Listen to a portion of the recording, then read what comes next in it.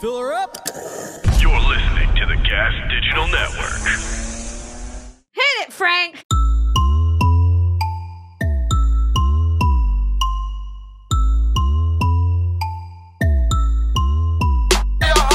What's up, everybody, and welcome to another episode of Broad Motherfucking Topics. I'm your host, Kim Congdon. Here are my co-hosts, Alex Scarlato. Hi, Kimmy. Hi. How are you? I'm good. Just chilling. Just ate some avocado and nuts.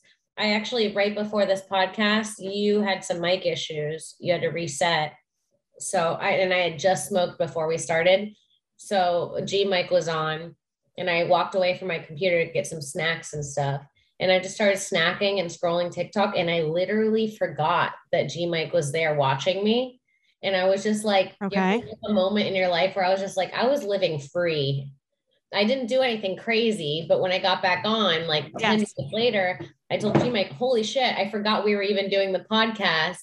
I was just living. What if I farted? And then G-Mike said, what if you queefed? And I was like, whoa. One, that would be crazy. Two, you think girls queef regularly like they fart? I mean, you could have queefed. Or could have queefed, but I'm not really worried about randomly queefing on stream. I'm not like running around queefing all day. I don't know. That's what was my one concern is like, do guys think we queef like we fart? Maybe they were just like, like let out like 3 or 4 queefs a day. They think that? Do you think Gay Mike, do you guys think that we queef just like randomly? That's what I always assumed. No, you guys. Oh, wow. Well, this is a good moment. Wait, I'm really glad we're on this topic. It's like, where would the air be coming from, G Mike?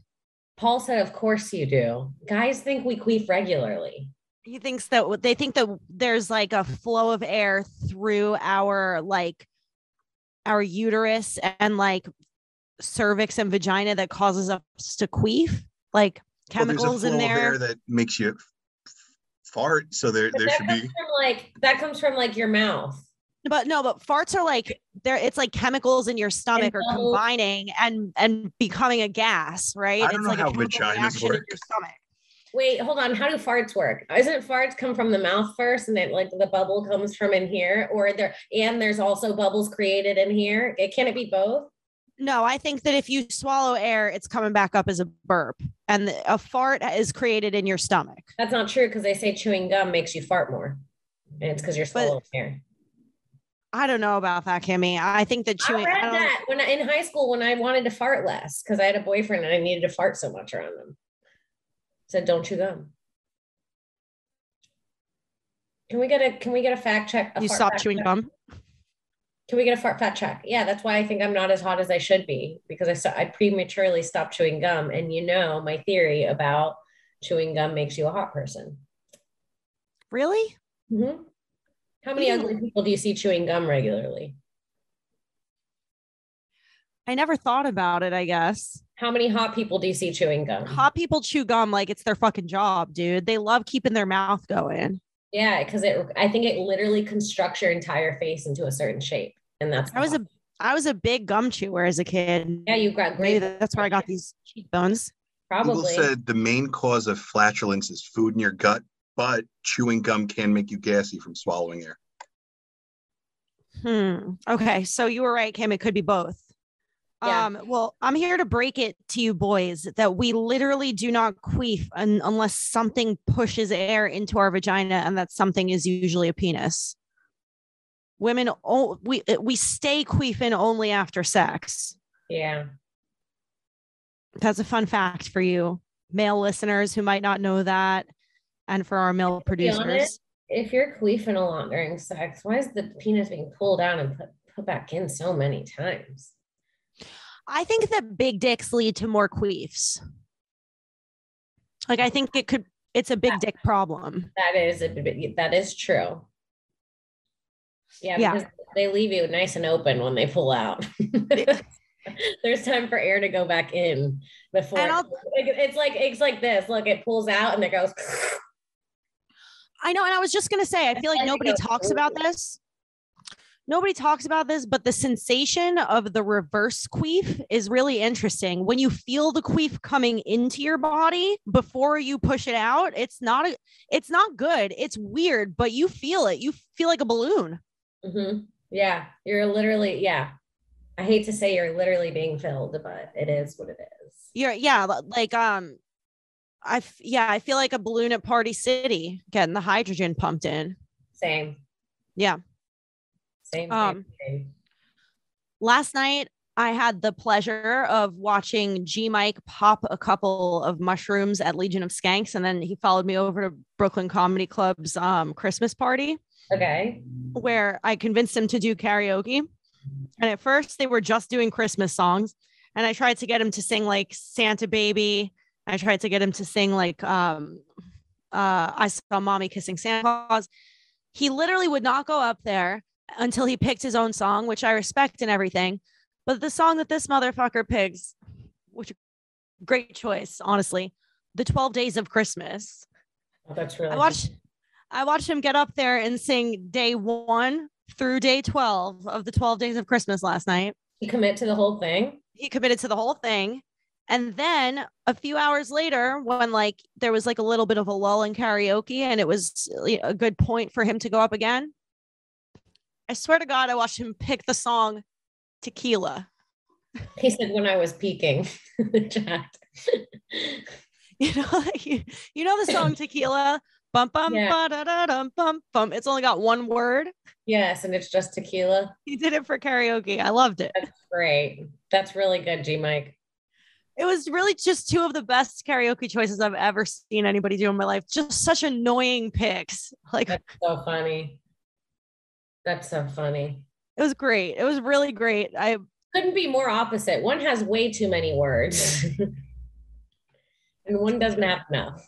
Watching him try to get the whole room to join in for 5 golden rings and nobody joining. But the passion, it was the best fucking performance ever. I love it. I love it. G Mike, you're the best. It was great, dude. Karaoke on Christmas. Such good times. We're getting so close to Christmas. It's on. The countdown is happening, baby. Dude, we're getting so close to Christmas. Everybody, so many people have COVID. I know. Do you hear that? Harrington is violently throwing up in the other room. And it's the only thing that I could hear. Yeah. Why is he throwing up? He's been throwing up since he woke up this morning. I don't know what to do about it.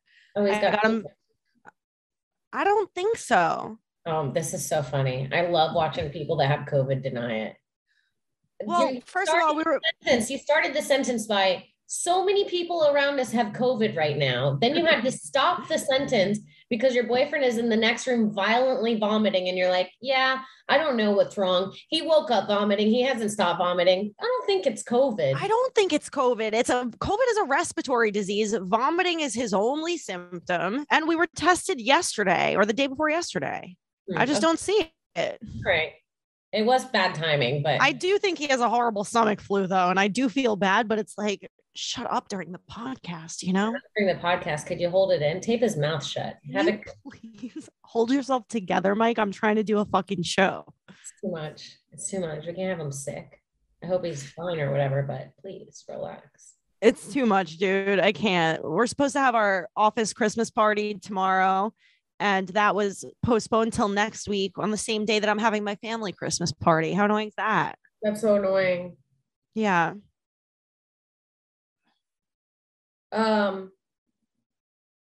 Too much, two holidays. That's the movie I'm gonna make. too much. Family. Too much, 2 holidays, dude. I'm done. Like I don't nothing but action and drama. Talk about the holidays anymore. Like I don't give a fuck. Yeah. It's so funny. I was Twitch streaming yesterday and I was like in a mood and someone in my chat wrote, and I've been doing this thing lately. I don't know if it's because of my concussion, but I've been doing this thing where I accidentally say things out loud that I think in my head uncontrollably. Okay. I don't know what it is, but someone wrote in the chat, they said, tomorrow is the darkest day of the year. And I read out loud, I was like playing, and I was like, tomorrow is the darkest day of the year. Who cares? And the people in my chat were like, Jesus, are you okay? That's honestly how I feel. I don't care. I don't care. You don't care? You don't like, well, okay. I care about that. One, because it means that the longer and brighter days are coming. So now every day is going to be longer after tomorrow, which is nice. One of the reasons I love you as a friend, because you took the darkest day of the year and made it brighter. Mm-hmm. That is Alex Lee. I love to pee. Well, thank you. Yeah, it's a good day because now you know that summer's coming. Like, oh yeah, I said that we're moving back towards summer solstice. So the longest day of the year is a good thing. Yeah, that I actually really love that. No one's brought that up to me at all, but that is a really good way to do that. Yeah. So there are things to look forward to. It's not all bad, people. We're gonna be okay. I'm auditioning for Survivor. Well, that's exciting. Yeah, nope. That's how you do it. Should I do that for my audition tape? Is this how I should start it? Oh, she didn't see me there. Hi, I didn't see you there. I was looking for an idol. Is that good? It's not bad. I like it. If you were casting, would you be like, ugh? You see, the thing is, like, I feel like I'm not casting Survivor for a reason. Like, I don't know what the people casting Survivor are like. They might be total fucking. That's kind of funny. I think it's funny. Yeah, come out of the bushes in your own apartment. Oh, sorry, I didn't see you there. I was busy looking for an idol. So what's the audition process like? Well, right now I just have to send in a tape and I have to tell them why I should be on Survivor. Okay, so if they were going to interview you and they were going to be like, dear Alex, this is Jeff Probst. I'm Jeff Probst. Come on in, Alex. Have a seat. So why does your best friend Kim, why do you think she would be good at Survivor? Oh, Kim would be amazing at Survivor. One, she grew up in Florida. She grew up as like a barefoot kid running through the mud, the woods. She's no stranger to the outdoors. And on top of that, and possibly more importantly, she knows how to be really sneaky in terms of like friendships. Like she'll manipulate a person with a smile on her face. Fucking bitch.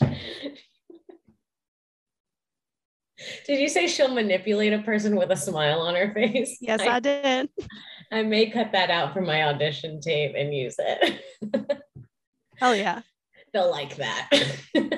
Yeah, well, I'm trying to get you on the show, baby girl. Okay. If they called me, I would say only Survivor things about you.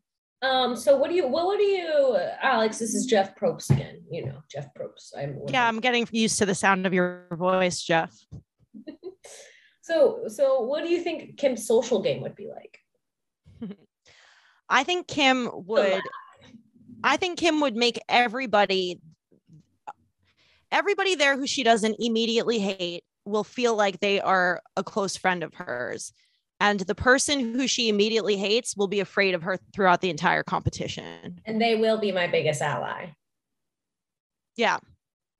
That's always how it is. Mm-hmm. Yeah.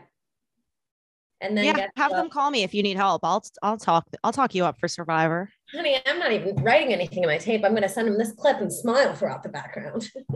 And if they don't choose me, then they don't know what good TV is. Imagine fun. I'd be roasting people. The problem with you on Survivor is that, like, first of all, I don't even watch Survivor and I never have, but I know I'd be addicted to it while you're on. Yeah. And like the big issue is that I believe in you so much to be somebody who could win Survivor that like I would get a little bit too into it. I think like if you didn't win Survivor, I would be pissed. I have to. First of all, I'm getting on Survivor. I'm going to Fiji within the next year for Survivor. Mm-hmm. I'm going to make sure of it. 2, I'm getting that $1 million. I'm going to win. Mm-hmm. I'm not going to go on an island with a bunch of other people and not win the popularity contest. that is Survivor. I will be the strongest, the smartest, the most cunning, and the most manipulative. You should just send that as your tape. That was great.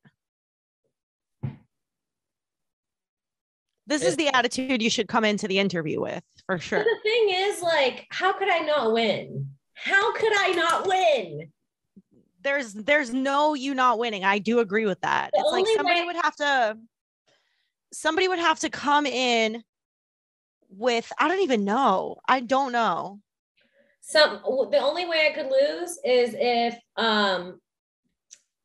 I lose my temper. G Mike says that they'll team up on you. And wow, that was horrifying watching you say that like that. You're right, by the way. But wow, there was something in the way you said that was so raw and authentic and real. It's true. If I keep calm, I'll win the game. If you lose your temper, or you will fucking murder one of the producers by accident. But if you keep calm, you will be great. We're going to cut that part out. All right, you guys, let's take a second and talk about our sponsor. It's Manscaped, and Manscaped has just come out with the Performance Package 4.0. So this holiday season, ladies, you guys should get your man the products that will leave him smelling fresh with their all-new ultra premium body wash and a 2-in-1 shampoo and conditioner. It's time to give your man the gift of beautiful skin, hair, and balls this holiday season. Go to manscaped.com and use promo code BROAD, BROAD, for 20% off and free shipping. So ladies who are listening to this podcast, you guys know how much it sucks when your man presents you with his balls and they're like all over the place, like a fucking clown's wig has been put on his balls.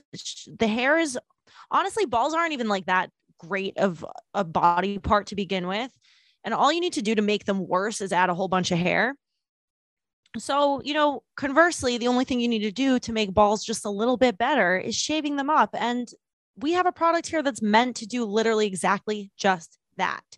Inside the Performance Package 4.0 from Manscaped, you're going to find the Signature Lawnmower 4.0. This electric trimmer has proprietary advanced skincare technology. So it is the perfect trimmer to keep your man's balls trimmed. And this isn't in the copy, but this is just something that I know from like being alive, which is that if a trimmer works really well on the skin on a man's balls, guess where it's also probably safe to use that trimmer? On your sweet little pussy. That's right. On top of that, it's also waterproof. So you or him could use it in the shower. The Manscaped Performance Package 4.0 also includes the Crop Preserver and Crop Reviver, an anti-chafing ball deodorant, moisturizer, and toner. The Hygiene Bundle also comes with a pair of Manscaped's anti-chafing boxers, which are really soft and really nice. And Manscaped has gone beyond the groin with their new ultra premium body wash, which actually smells really good. My dude's been using this body wash recently and he smells amazing. Like, thank you, Manscaped. We love it. They also just launched their new 2-in-1 shampoo and conditioner, which has key ingredients with benefits that include hydrating, nourishing, conditioning the scalp, and strengthening his hair at the same time. Do yourself a favor, do your man a favor. Head to manscaped.com and use promo code BROAD, BROAD, for 20% off. That's manscaped.com, promo code BROAD for 20% off your order. All right, let's get back to the show. No, yeah. I mean, I think I can win. G Mike says they'll team up on me, but also I know how to deal with that. You think I'm a woman in comedy. You think I haven't dealt with being teamed up against for the last fucking 9 years? You know what happened when a bunch of men teamed up on me? I fucking stepped on their faces comedically. Dude. And I dosed one of them. Don't fuck with me. I'm not going to say names, but that story. Okay. Well, I don't want to say names, but there was a comic who said something about your set while you were in New York. And the way that you dealt with that shit in person, face to face, in front of people. I mean, Survivor can't handle you. What did I sister. do? What did I do face to face? What do you mean? Do you remember? Do you know what I'm talking the about? fact that yes, I know exactly who you're talking about. He's got a very, very unfunny podcast. He lets open for him. He's the most unlikable, disgusting person I've ever met. He's so fake. He's so insecure. I remember when he came downstairs during my set, and then I came upstairs at the stand who loves me and stands up for me. I don't know if you watched the episode called Ruining Chappelle, but the stand fucking loves me. It's not the place to fuck with me. The stand or the Comedy Store. Honey, I remember this motherfucker. I come back upstairs. He says to me, "So you're a stool comic?" I said, "What?" And he's sitting next to one of the owners of the stand. And I go, "What?" And he goes, "So you're a stool comic." And I go, "What does that mean?" He goes, "Only the greats are stool comics." And I was like, "What are you talking about?" What? Meanwhile, this person sits on a stool while they do comedy. Well, they do comedy, aka say the N-word 400 times, so white people are uncomfortable and have to laugh. Yeah, I was like, one, you're not a fucking, you could just tell in that moment that a better comic than him in New York pulled him aside and said that to him. I just know. I know when I'm being negged. I know it. I can see it. I know when someone's taking something that was dumped on them and putting them on me. Honey. I was so pissed. And so, yeah. And then the owner was like, "Yeah, he told me you bombed." And then I went up to him and I was like, "Did you even watch my set?" He said, "I watched one joke." I said, "So you watched 10 seconds of my set and were saying I bombed?" And that night specifically, the owner said to me, "But I know you didn't bomb because you already told me you were trying a whole new set tonight." And I was like, this piece of shit, this little rat comedian piece of shit is going to sit downstairs, watch my set, and then run upstairs to a manager that doesn't even manage him and try to sell me out. It's like, you are such a little fucking varies, little rat piece of shit. Fuck you. Your podcast stinks. You stink. You'll never be anything. And I think you're down low gay, but that's a whole nother story. You heard it here first, folks. Kim, you would trash Survivor, dude. You'd leave people crying. Listen, all I'm saying is don't come for me. There's no reason that person should have ever said anything. Yeah. And even if you are going to talk shit, the nerve of you for when I sit down to try and call me out too.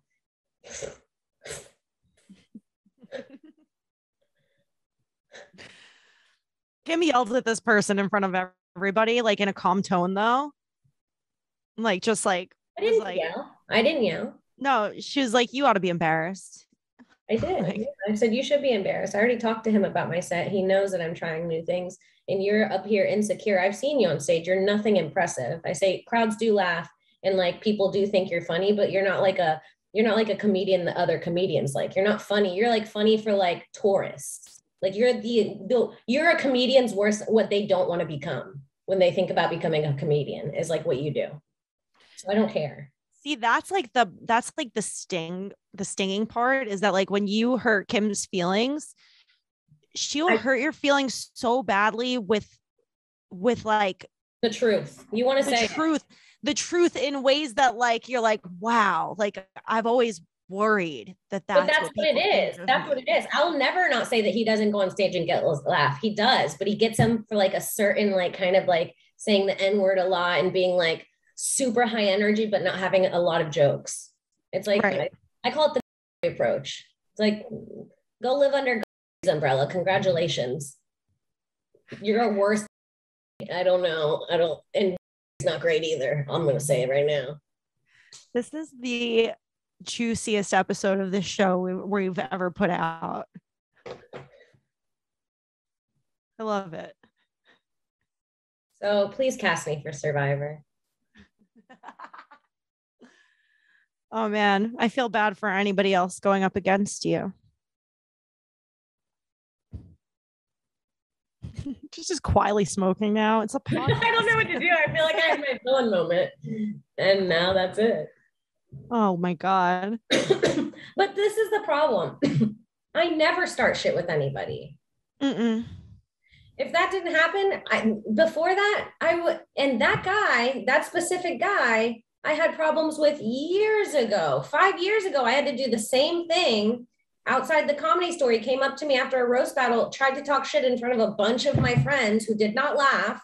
And I had to be like, aren't you embarrassed?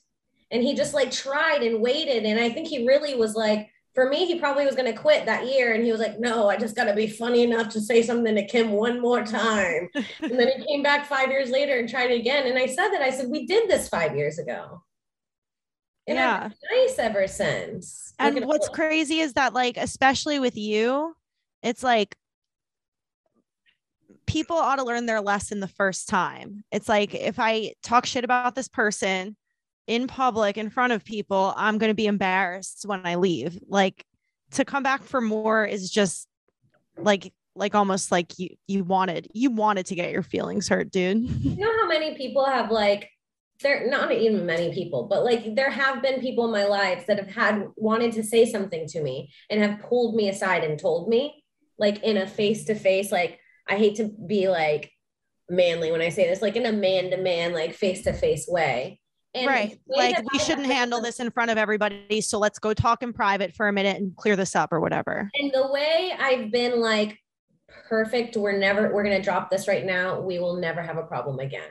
And it is like, I am calm, I am sweet, I am understanding, I listen. But when you try to, something really upsets me, and this has happened a lot in my career, where people try to like sabotage me. Like, I've had people just dislike me. I'm sure out of jealousy. I don't like to say that because it sounds cocky, but I'm sure that's what it is. And literally just say, like, I don't like that girl. I don't know why. You shouldn't book her here. And I'm like, you're fucking with my career because you're insecure about some shit. Like, you're fucking with my money. When my money gets fucked with, that's when everything changes for me. Yeah, it's actually crazy. I'm totally fine with the first half of the sentence. Like, I feel that way all the time. Like, I don't like that girl. I don't know why. That's like a natural fucking feeling. Just, there's no reason for anything to go beyond that, especially if you don't know why. Especially if you could admit that you don't know why you dislike this person, then maybe just leave it there and not fuck with them until you get to know them a little better. Also, by seeing like the way I am on stage and on roast battles, and if not knowing me, I understand not liking me right off the bat. I understand thinking I'm maybe a bitch or like I'm snobby or whatever. You come off a little bit intimidating. I feel like I've said that before, but that was how I felt when we first met, even though you were always the sweetest. Yeah, I'm always nice. Yeah. I'm always nice to people. Yeah. Well, it's interesting. First judgments are really interesting because, like, I feel really often, like more often than I'd like to admit, I feel like a weird like competition sense with new girls who I first meet. Like, I have to like get myself out of that state of mind of being like, is this bitch better than me? Like, what do I dislike about her? I could get there really easily, honestly. I just have to actively fight against it. Oh, I have the cockiest response to that. Yeah. Is most of the time, if I meet a girl that I truly think is like better than me, like more beautiful, more talented, I get like excited from it. I get like, there's like I see like not like a race, but I see like almost motivation, but it don't happen often, baby. I gotta say, not very often. If a girl walks in and she's super hot, that's probably the thing that like pulls out my insecurities the most. But the second they start hanging out, I'm like, I'm back. That's true. Well, 95% of the time, that's definitely true. The hotter a girl is, the worse she is to listen to her talk. Yeah. And it's so immediate that you're like literally all of that insecurity just drains right out the fucking window when they open their mouths for 1 second. But every once in a while, it'll be a hot girl that's so cool. And I become like I'm like a little girl looking at my hero.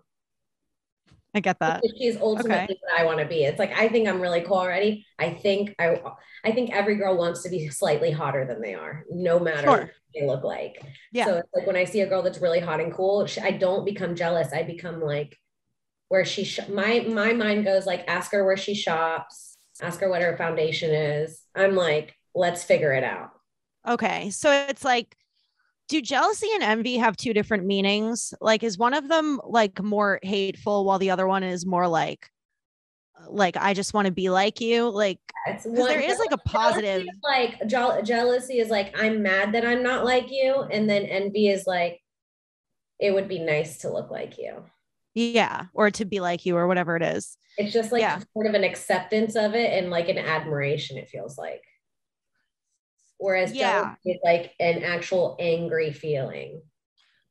Okay, I get that. I don't actually get it like angry feelings of jealousy, but I do get like this slight like desire to dislike a girl sometimes when I don't know her at all. Like just a twinge of like I want to dislike her for some reason. And 9 times out of 10, the girl will always like as soon as I actually talk to her, I'm like, there's nothing to dislike this girl about. She's so sweet. All right, guys, let's take a quick minute and talk about one of our sponsors. It's rockauto.com. This is for auto mechanics, as well as super cool do-it-yourself guys who work on their own cars. I want to tell you guys about rockauto.com, the online store with every auto part at the best prices. This is your one-stop shop for everything auto parts. Rockauto.com has been in business for 20 years, and they make it easy to find the parts that you need at the best possible prices. No more talking to counter guys who need to order your parts, aren't really sure what you're looking for, never have quite what you need, and then after all the hassle, will still charge you storefront markups. At rockauto.com, you could easily find everything you need. And whether you're a mechanic, an auto shop, or working on your own car, everybody has access to the same incredible pricing at rockauto.com. So if you're a car guy right now, go to rockauto.com and check out all the parts they have available for your car. Trust me, you're going to have a blast looking at car parts. One more time, go to rockauto.com. No promo code needed because their pricing is already that good. When you order, just make sure you tell rockauto.com that you heard about them on Broad Topics podcast. rockauto.com. All right, let's get back into the show. The girl I don't like, but I think everyone doesn't like, is the pick me. Yeah. But I don't know, like I feel like the term pick me is just kind of like becoming a thing recently. Yeah, but it is for sure a personality trait that is a real thing. No, it is. But what I'm trying to say is that I think that I'm a little bit concerned that I have pick me qualities. No, you don't. No? Nope. And this is the difference. There are girls that genuinely, this is the problem. I tell people all the time, I'm like, oh, most of my friends are guys, but I'm not saying that in like most of my friends are guys. Stop it, Henry. Like that kind of way. I'm like, I need more girlfriends. I'm like, no, most of my friends are guys. It is probably hurtful to who I am as a person. It's a massive problem, my girl to guy friend ratio. Yeah. Especially right now with you in LA. I have one girl here in New York who I hang out with, and I love her to death. Shout out Laura. But right. That's it. Shout out Laura. Shout out Laura. You're a motherfucking real one, and I love you. And Alex is shouting at her one girlfriend. That's literally it. I mean, I'm friends with like the girls at the office, like Natalie and Shannon are both lovely, but we don't hang out outside of work. It's hard to have only dudes. Is just such a fucking weird life. They're so different from us. It is. And it makes you feel like a pick me, but when you don't want it, it's not. It's like, you know what I mean? Like I if I see a girl in comedy that's like, I remember Hannah Dickinson, you know Hannah? Yeah, I love Hannah. She's so funny. You guys go check her out. She's fucking hilarious. And the first time I saw her on stage, you can ask her, I ran up to her in the OR and I was like, hi, I don't want to be weird. You're so funny and I'm funny. And like, I really want to be friends with you. And she was like, oh, okay. And it was like so weird, but I like sprinted up to her. That's cute. That's like the way you introduce yourself in nursery school. You did a really cute little thing there. But that's really cute because I know you and Hannah are actual friends now and have had like really fun hangs. And that's a really cute origin story. I love that. Yeah, I guess you got to like just take the plunge sometimes and just ask a girl to be your friend. It's scary. And then also you don't want to ask the wrong girl. Like there's like annoying ass girls out there who I don't want to spend any time with outside of necessity. Like, well, there's some girls that just like don't get it. Yes. And I don't even know how else to describe it, but that it's like they just don't get it. They're not I actually have a decent amount of girlfriends in LA, but they're all friends I've made years ago, or friends that have introduced me to friends that I've had for years. Right. So I was good at making friends because when I first moved to LA, I was still working a day job. So all my friends are from my restaurant job. It's so cute. You guys are such a cute little group too. Yeah, and it was like 5 years ago. And Emily, you guys know Emily, she came on an episode of Broad Topics.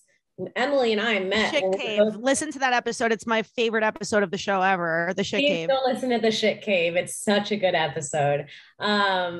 Yeah, wild episode. But yeah, Emily and I met at the restaurant. So all the girls I've met, like any chance I've had, I've collected girlfriends. And when I was working at the restaurant, when I went out, it was 7 girls and 1 guy. Like it was always more girls. I find women to be so fun and so funny. Like the girls I went to college with, who I'm still in a group chat with, I'm in a group me that's been open since 2012. And it's the same group chat with the same 12 girls who we see each other like once a year. And they are some of the funniest people. I know the funniest people in the world right now. And these girls are some of the funniest people I know. I love that. But like, even then, like friends from college I have, but a lot of them aren't local. Mm-mm. And then like, yeah, like what are my chances of like meeting awesome chicks to hang out with at Gas Digital? Like, right. It's just dude city. And the girls who do come by are like, you know, they come by for a podcast and they're like, I gotta run. I don't want to spend one more second here than I have to. Yeah, I get it. Yeah, I don't know. What was the whole point of this? I don't know. I was just trying to go back to what we were talking about. Well, we're talking about being friends with guys. Being a pick-me.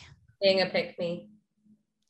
Yeah. So a pick-me is like, she's like friends with guys, but sheerly for the male attention. Is that what we're going with? Like, wait, what? Like a pick-me would be friends with guys, but only for the male attention and constantly like looking for the attention, begging for it, that kind of thing. Yeah.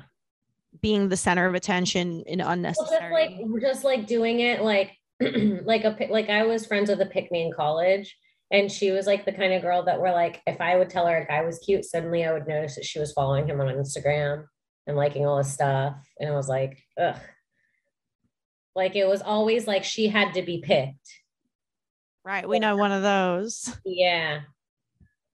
Okay. Hilarious. How can I not call this out? just say that he put a name. Hold on. I want to see if they're talking about No, not that one, but that's also one. There's a girl with the same name in New York. Oh, that's hilarious. Okay, so one of the producers said, don't read this out loud, and said like bleep and put it like so and so a person's name. And then Kim responded with a last name that actually also corresponds to somebody else who's a pick-me. But we're talking about 2 different pick-me's with the same first name. Let me tell you about something about this pick-me. This pick-me, you know, I hope she sits my fat ass on her face. Yeah. This pick-me, that was one of the only names I saw in the group chat. Interesting. Mm-hmm.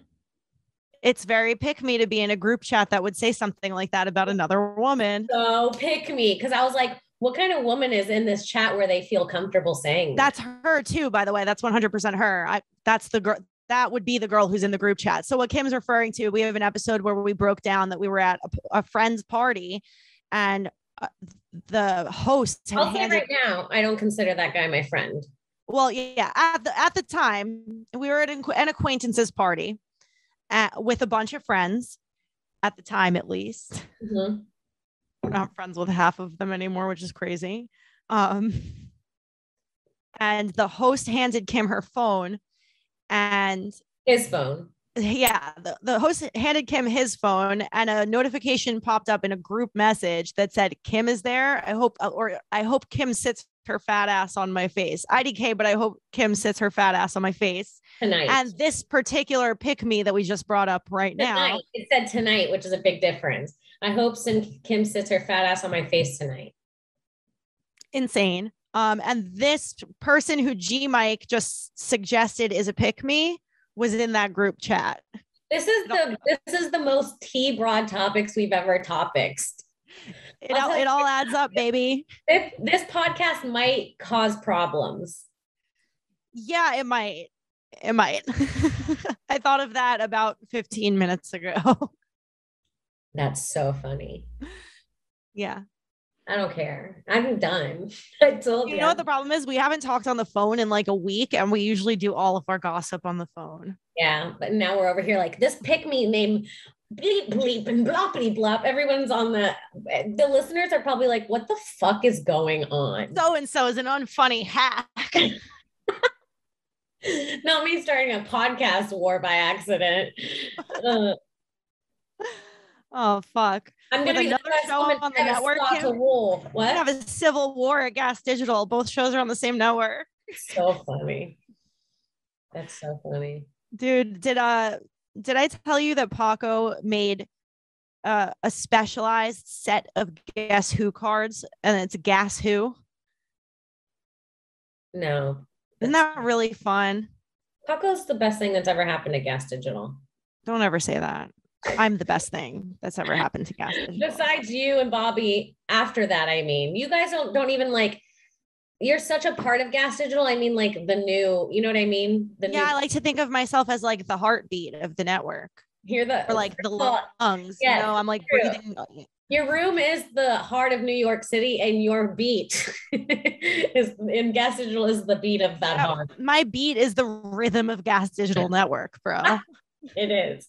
But I'm saying as your new intern addition, Paco's the best thing to happen. Paco's pretty dope, but also shout out Paul, who's in this chat and is also super dope. Oh, I thought he came after them. No, Paco and Paul came in together. Actually, Paul won the internship and Paco just kept showing up. Oh, shit. Okay. Fuck. Sorry, Paul. That is good. But Paul's following in my footsteps because I didn't win the internship and I just kept showing up too. What? I didn't like when we had our intern Olympics, I didn't win it.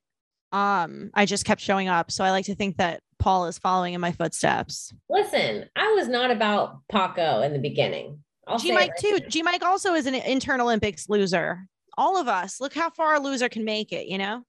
Listen, they're saying you're only saying that because she realized you're here. Listen, I don't know. I don't know if you guys know this. I don't keep up with the intern Olympic schedule. I don't know when you guys, Paul, I know Paul what'd you have to do? Didn't they have to put their dicks in a hole in the wall? No, Paul had to write, they had to write a poem and Paul just decided to pull his dick out. It wasn't mandatory. Okay. Next year, we should have them put their dicks through a hole in the wall, though. I do like that idea. I thought that's what it was. I don't know what the other part of the bit is. Like, I'm not going to be the person on the other end of the glory hole unless it's to measure, which is hilarious. A literal dick measuring competition. Measuring glory hole? Yeah. I've always thought it'd be really funny if all the guys at Gas Digital would make casts of their dicks so that then we could have like a matching game. Like you look at the dick, you guess who it belongs to. Yeah. The answers are on the back or something. Yeah. Yeah. That'd be fun, right? Yeah. That would be fun. Yeah. I'm sorry, Paul. I didn't know when you pulled your dick out. I will make sure. What did G Mike have to do? He said whatever. G Mike, what was your intern Olympics like? It was so long ago now. There was I remember the other guys in it. Specifically one. I don't know, nothing fun really. Nothing crazy, right? You guys were running drinks and shit. No, the one kid put on blackface. I sure as fuck didn't. G Mike, who did you audition with? Is it called an audition? Yeah, there's no one else left. The kid who won Thud quit after like 2 weeks? 2 weeks or so. Thud quit, he wanted to get paid. Funzilla. You remember Funzilla, Kim, from Six Flags. I hate Funzilla. I hate Funzilla. Oh, Kim, what if he listens? What if he's a fan? If he's a fan, I like him. But I hate him, not as a person, but I hate him for what happened. You know why I hate him. He hates Funzilla as a driver. Yes, for my own safety. You know, no one values living more than me. I keep planes up in the air, and Funzilla almost killed me. Yeah, Funzilla, if you guys don't know the story, we were leaving Six Flags very high out of our minds one day, and we jumped in the car with Funzilla, and he just pulled us out in front of a semi truck doing like 75. Like we just narrowly escaped death, honestly. I literally all that work and stand-up comedy and all that shit, and I would have died at the hands of a man named Funzilla leaving Six Flags after making out with Lewis for a hot dog. You did make out with Lewis for a hot dog that day. You guys had been broken up. It was crazy. Yeah. It was a show too, by the way. Yeah, that's why we did it. It wasn't for the hot dogs. Sick. I couldn't get a hot dog. It was sick, dude. These two had been broken up for a while, went to Six Flags and just teased us all with flirting all day. It was retarded. We like to do that. Oh, man. R.I.P. Kim and Lewis. Maybe. I love this episode, dude. It's going down in flames. Bro, put this one on the Reddit. Talk about what we're talking about, everybody. Really break it down. Try to figure out what we mean by all of this. Oh, it's so funny. I think we should end the podcast there before we fuck anything else up. Sure. Really read into the context on every word, please. We left Easter eggs. Watch it twice. Oh my God, I fucked up. I'm gonna have anxiety about this one. Thank you guys so much for watching this episode of Broad Topics. You guys can find me on Twitter at Kimberly Congdon, on Instagram at Kim Congdon. I'm on Twitch, twitch.tv/QueenCong1. And check out my other podcast with Sarah Weinshank. We just changed the name to it. I'm really excited. So check out This Bitch with me and Sarah Weinshank. Hell yeah. You can follow me on Twitter and Instagram at I am Alex Scar. And for the rest of the month, you could use promo code Topix30, TOPIX30 at gasdigitalnetwork.com for a 30-day free trial with access to every show on demand, as well as bonus content, live chats, all the good stuff. You could also catch my weekly Rick and Morty recap podcast with Mike Harrington called Stick and Portly every Monday after Legion of Skanks, only on gasdigitalnetwork.com/live. Other than that, subscribe, leave a review on iTunes, comment, do whatever you can to help us out. And most of all, tell a friend about the podcast, because that is the best way to spread the word. And thank you guys for listening. We love you. Love yous. Bye. Bye. Hold